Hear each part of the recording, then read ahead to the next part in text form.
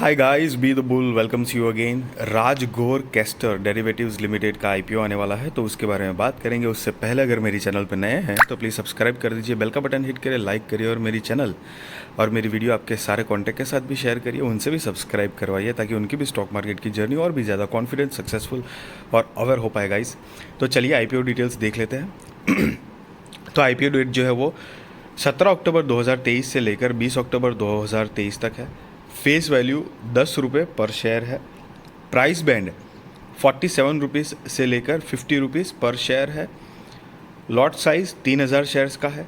Total issue size जो है वो 95,61,000 शेयर्स है। करीब 47 करोड़ 41 लाख रुपए कंपनी जुटाने वाली है इस टोटल आईपीओ से, जिसमें से फ्रेश इश्यूज़ के माध्यम से 88,95,हजार शेयर्स आएंगे और जिससे 44 करोड़ 48 लाख रुपए कंपनी जुटाएगी।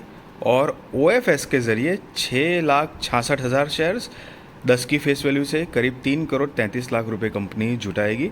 ओएफएस मतलब ऑफर फॉर सेल के ज़रिए, जिसकी बेसिस ऑफ अलॉटमेंट जो है वो 26 अक्टूबर 2023 को होगी। तो अगर आपने अप्लाई किया है आईपीओ में और आपका आईपीओ नहीं लगता है तो रिफ़ंड की इन्फॉर्मेशन 27 अक्टूबर 2023 को मिल जाएगी। और अगर आपका आईपीओ लग जाता है तो शेयर्स जो है वो आपके डीमेट अकाउंट में क्रेडिट हो जाएंगे 30 अक्टूबर 2023 को। लिस्टिंग डेट 31 अक्टूबर 2023 की है।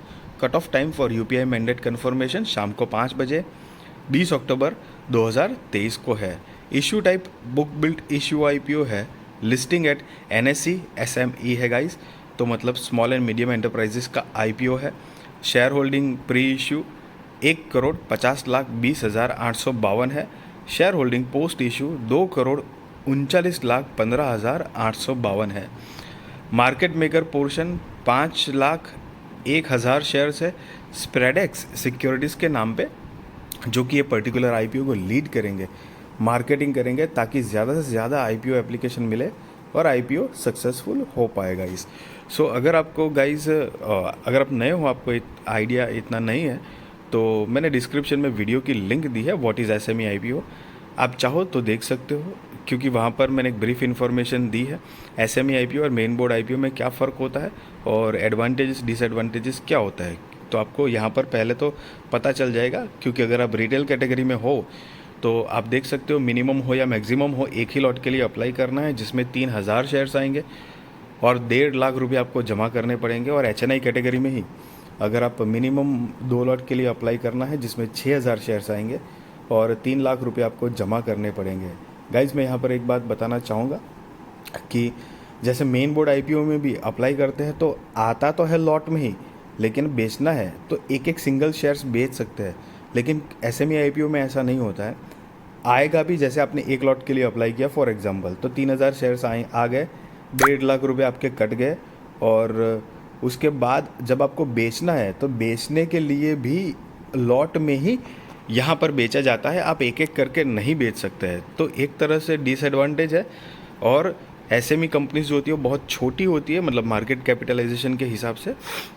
तो ऑल दो सी वेरी ऑनेस्टली मैं अपना बताऊँ, ऐसे कोई ज़रूरी नहीं है। हाँ, कंपेरेटिवली रिस्की ज़रूर होते हैं, लेकिन मैं अपना ओपिनियन पॉइंट ऑफ व्यू आपके साथ शेयर करूँ तो इन्वेस्टमेंट हो, ट्रेडिंग हो, आईपीओ या एसएमई आईपीओ, कुछ भी आप मतलब जिसमें भी आप काम कर रहे हो, लेकिन स्टॉक मार्केट में रिस्क फैक्टर तो हमेशा रहता ही रहता है।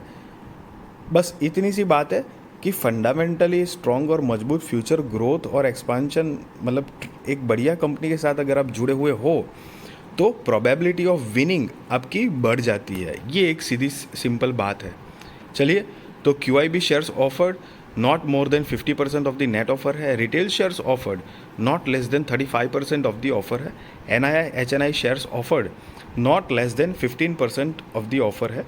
अगर प्रमोटर्स की बात करें तो mister Brijesh Kumar Vasant Lal Rajgor, mister Vasant Kumar Shankarlal Rajgor and mister Mahesh Kumar Shankarlal Rajgor are the company's promoter, जिनकी शेयर होल्डिंग प्री इशू जो है वो 100% है।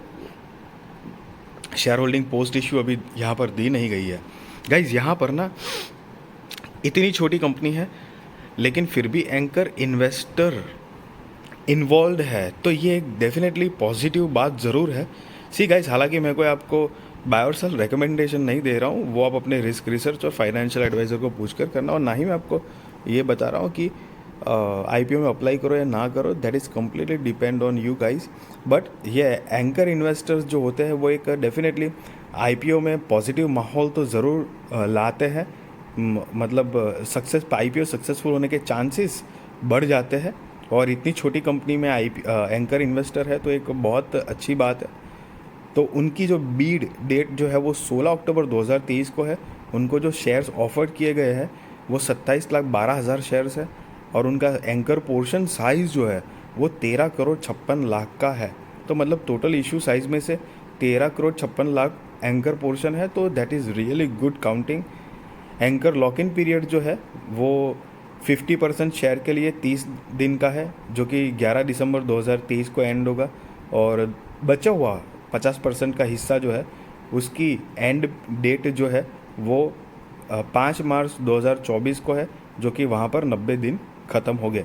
अब 30 और 90 दिन क्या है एक्चुअली, दरअसल एंकर इन्वेस्टर जो होते हैं वो बड़ी अमाउंट लगाते हैं, तो उनके लिए बड़ी अमाउंट तो उसके हिसाब से उनको जैसे शेयर्स मिल जाते हैं, लेकिन कुछ कंडीशंस होती है कि आप इतने टाइम तक बेच नहीं सकते हो।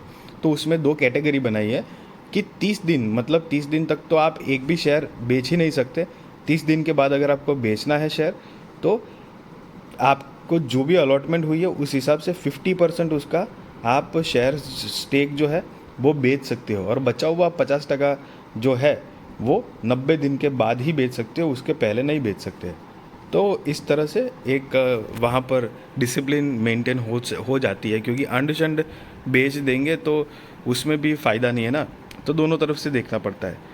अगर कंपनी की बात करें गाइस की क्या करती है, तो 2018 से इनकॉर्पोरेटेड है और कैस्टर ऑयल प्रोडक्ट्स बनाती है इंडियन मार्केट के लिए, जो कि अलग अलग जगहों पर, मतलब वो ऑयल की यूज़ कहाँ कहाँ पर होती है वो देखेंगे। तो लुब्रिकेंट्स में, पेंट्स में, pharmaceutical, cable, insulator, sealants, ink, rubber and textile जैसी जगहों पर ये ऑयल यूज़ होता है, और साथ ही साथ में hair grow, skin moisturiser, constipation relief, eyelashes grow, ये सारी इम्प्रूव इम्यूनिटी, ये सारी जगहों पर भी ये इनका ऑयल यूज़ होता है। तो जब भी आप कोई जैसे हेयर ग्रोथ की कोई प्रोडक्ट यूज़ कर रहे हो, तो उसमें ना ये ऑयल की कुछ मात्रा में मतलब होता है, जिसकी वजह से वो हेल्पफुल करता है आई लैशेस ग्रोथ के लिए, स्किन को अच्छा बनाने के लिए, हेयर ग्रोथ के लिए। और ये जो ऑयल है वो सॉइल जो होती है वो मतलब मिट्टी, ज़मीन, तो उसकी फर्टिलिटी बढ़ाने में भी इम्प्रूव करता है, और कोई भी डैमेज और डीके भी नहीं करता है। उस हिसाब से ये ऑयल को बनाया जाता है, और ये ऑयल स्पेशली फर्टिलाइज़र के हिसाब से भी यूज़ होता है, क्योंकि उसके अंदर नाइट्रोजन, फॉस्फोरिक एसिड, पोटैश और मॉइस्चर रिटेंशन होता है। तो ये एक मोटा मोटी कंपनी का बिजनेस है, और जिनका इस जगहों पर यूज़ होता है गाइज। और इनका जो मैन्युफैक्चरिंग प्लांट है वो बनासकांठा में आया हुआ है। As of July 31, 2023 the company employees over 60 employees, okay, तो कि 60 एम्प्लॉय है कंपनी के पास। और वैसे कंपनी का जो बिज़नेस जो है वो अभी तक यहाँ तक ठीक ठाक दिख रहा है, अच्छा दिख रहा है। कंपनी के अगर फाइनेंशियल्स की बात करें, जो कि हमारे पास जो है वो 31 मार्च 2020, 21, 22, 23 और 30 जून 2023 के फाइनेंशियल्स हमारे पास है गाइज। ये सारे के सारे जो फिगर्स है वो इन लैक्स में है, जो कि मैं आपको करोड़ में कन्वर्ट करके बताने वाला हूँ। और रीसेंट लेटेस्ट वाले फाइनेंशियल्स देखेंगे तो 30 जून 2023 के हिसाब से कंपनी की जो टोटल असेट है वो 98 करोड़ 47 लाख रुपए के आसपास है। रेवेन्यू 112 करोड़ 76 लाख रुपए के आसपास है। Profit after tax 1 crore 92 lakh रुपए के आसपास है। नेटवर्थ 25 करोड़ 58 लाख रुपए के आसपास है। Reserves and surplus 23 crore 43 lakh रुपए के आसपास है। टोटल बोरोइंग 51 करोड़ 78 लाख रुपए के आसपास है। और आप नीचे यहाँ पर पढ़ सकते हो अमाउंट इन लैक्स, जो कि मैंने आपको पहले ही बताया कि मैंने आपको करोड़ में कन्वर्ट करके बताया हुआ है। साथ ही साथ में की परफॉर्मेंस इंडिकेटर देखेंगे तो पीई जो है वो 15.48 का है। मार्केट कैपिटलाइजेशन 119 करोड़ रुपए के आसपास है। बहुत छोटी कंपनी है गाइस। तो मैंने आपको पहले ही बताया कि रिस्की तो ज़रूर होता है। सिर्फ मैं अपना guys point of view share कर रहा हूँ, क्योंकि पैसे आपके इम्पोर्टेंट, मतलब I want to be the responsible trader और इन्वेस्टर, सो दैट मैं आपको जो भी मेरा पॉइंट ऑफ व्यू बता रहा हूँ, मैं आपको कोई किसी कंपनी के बारे में नेगेटिव पॉजिटिव वैसे मेरे पॉइंट ऑफ व्यू से नहीं बता रहा हूँ, बट जो एक जनरल हमको देखना चाहिए उस हिसाब से मैं बात कर रहा हूँ गाइज।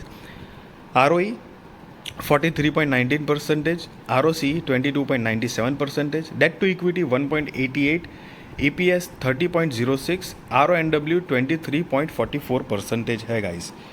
और कंपनी का ये जो IPO लाने का ऑब्जेक्ट ऑफ इशू की बात करें गाइज, तो 3 यहाँ पर ऑब्जेक्ट ऑफ इशू दिए गए हैं। तो कि पहला है to meet working capital requirements, second general corporate purpose, और तीसरा जो है वो to meet public offer expenses.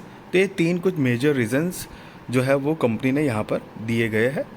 So guys, अगर ये मेरी वीडियो अच्छी लगी तो ज़रूर लाइक करिए, शेयर करिए, सब्सक्राइब करिए, और आपके सारे कॉन्टैक्ट के साथ भी मेरी वीडियो और मेरी चैनल शेयर करिए, ताकि उनकी भी स्टॉक मार्केट की जर्नी और भी ज़्यादा कॉन्फिडेंट, सक्सेसफुल और अवेयर हो पाए guys. Thank you so much for watching this video.